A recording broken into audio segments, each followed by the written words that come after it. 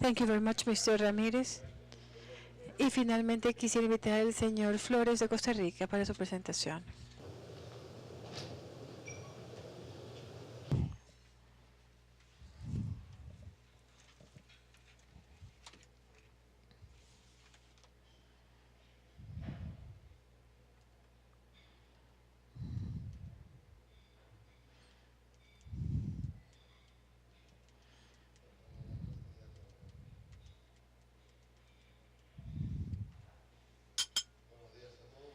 Good morning, everybody. It is my turn to show you share with you an experience that had by two entities from Costa Rica, the Media Plan and the Ministry of Agriculture, with the purpose of identifying common needs that are related to the natural phenomenon in Costa Rica. In that regard, this presentation has the purpose of showing you the strategy and how systematized information is important for us to analyze the impact of natural phenomena that in this case have been declared as emergency situations. The examples that we're considering here have to do with infrastructure, road infrastructure and health sector, and to give you more details. And as I was saying, the sources of information that we've used are the plans for emergency care, and from the reports that each one of the institutions institutions that have suffered some kind of damages issue. And the reasons that inspire this work is the absence of systematized information availability, the need to understand the importance of the natural phenomena in the economic performance and social stability, the need to make territorial vulnerability visible, to link the impact on the services in the urban and rural areas, and to have inputs, important inputs for projects on development. And this work provides information from 1988 through 2012. And so this information that I'm offering to you is available just for public consumption just for a few weeks now only. And as you can see, the total amount of the losses amounts to over $2 million, and where 63.51% has to do with hydrometeorological events, and a 36% on the seismic activity phenomena. And the annual average cost is $80.3 million. As you move in time, the amounts are also the amounts of money allocated for emergency plans increases as well.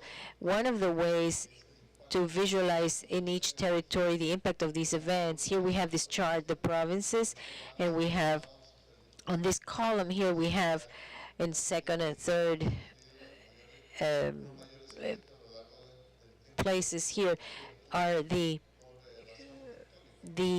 events that have to do with tectonic activity, and then for the hydrometeorologic events, and they're ordered in from higher to lesser damage producing events.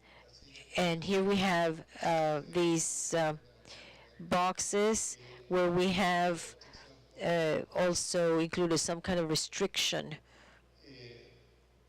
in terms of the information availability. Here we have, in case of the losses, we see an increment in time corresponding to the losses for the hydrometeorological events. And in the case of health, it is probably one of the few sectors where we have a decrease, given the policies that have been assumed by the sector that are geared toward protecting infrastructure of the impact of the seismic activity. And this means that the impact was decreased, was diminished, and because of the works that have been carried out, the infrastructure works. Now I'm going to present some of the results that have to do with the period between 2005 and 2011, and which contains much more homogeneous information. You have here the total loss amounts $1,130 million throughout 7 years, over 7 years, which is for a country like mine, Costa Rica, is a very important amount. As you can see, the amount of the public losses, and you have private and losses, and here you have all the sectors that during this period were reporting damage if due to these phenomena, both in cases of the tectonic and hydrometeorologic phenomena. This other graph shows you the losses caused by in each one of the sectors by strictly tectonic events, which affect us in the amount 37.11%. And the information that we actually have allows us to, for the only event that we had in this period, to be able to distribute the damages over the cantons that were actually affected in that year 2009 because of the event called the Cinchona. And the estimation of national losses due to caused by the hydrometeorological events are here on this graph, where losses reached $710 million and a 62.9% for typology. And here you have the main losses are concentrated on infrastructure, public infrastructure, and the other sector is, as you can see, the environment. And you see the different sectors that have suffered. This chart shows us to face and separate the losses on the rural areas, in the rural and urban areas for each one of the provinces. We also had this chart made with the purpose of having the officers and authorities become aware and identify exactly on this side what the provinces are and the kinds of losses per meteorological phenomenon and the areas that were actually affected.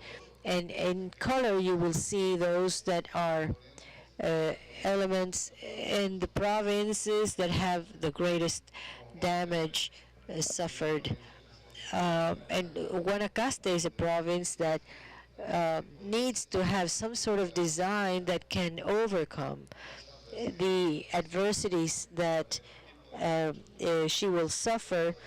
And for this kind of infrastructure, there are extra efforts that need to be deployed. And same thing, for instance, drainage systems in the case of this province, which is its main need here. And also for the province of Punta Arenas, the capital's province is the one that is mostly affected, and the province of San Jose, where the capital is, with $58 million worth of losses. A way to demonstrate the detail that we have in this work, the province of San Jose was included in other territories, and here we have it. We're using the same principle. We determined in what places of the cantons, here we have the list of cantons, and where the greatest damages in the different cantons are.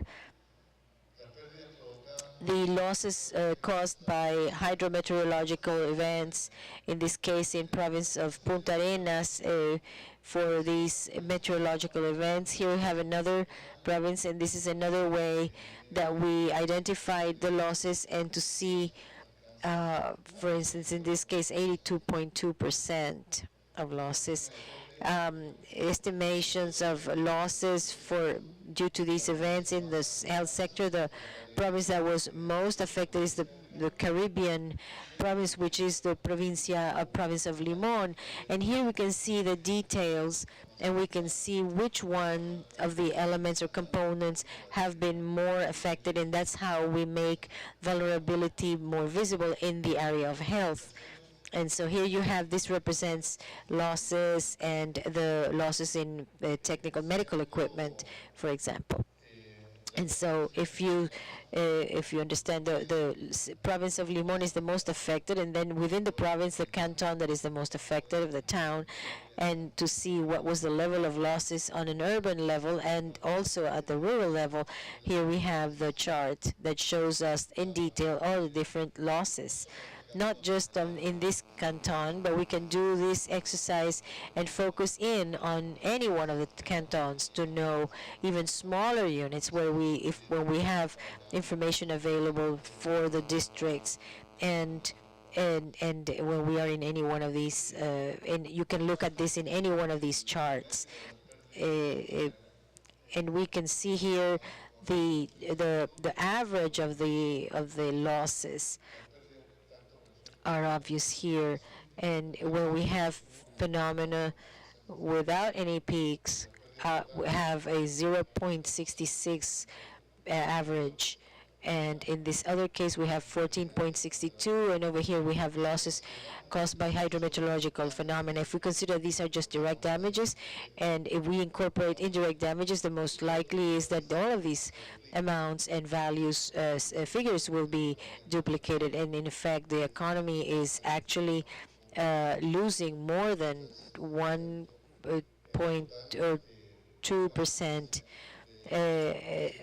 as a consequence of the natural phenomena events. And if we consider that the countries also make great efforts to maintain their growth rate, and we think that one of the elements or factors that need to be attended to by the countries who are actually always under the attack of these events and their impacts, this is an important issue to be taken into account.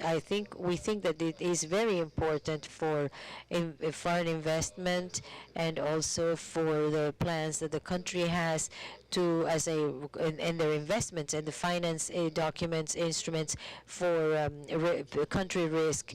So the financial entities are always looking at the impacts that those countries suffer and where they can manage risk more or less, because this can actually represent a problem for external credits for development.